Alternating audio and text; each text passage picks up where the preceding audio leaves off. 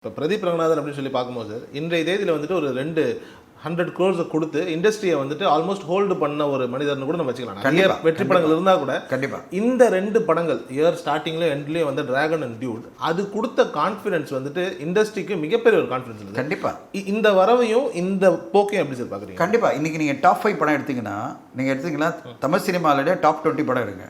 அதில் டாப் 5 படம் பார்த்தீங்கன்னா 2 பிரதீப் ரங்கநாதன் படம்.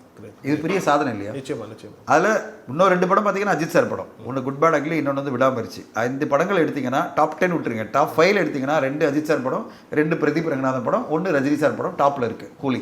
அப்போது டாப் 5 படத்தில் 2 படம் பிரதீப் ரங்கநாதன் கொடுத்துருக்காருன்னா அவர் நம்ம கொண்டாடணும்ல. Is a star was arrived 2025ல் we got a star. A star is Pradeep Ranganathan.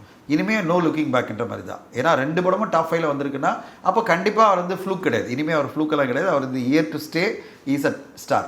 Is a star in reckoning அப்படின்வாங்க. அந்த ரெக்கனிங்கில் வந்துட்டார் அவர். அந்த வகையில் ரொம்ப சந்தோஷம்.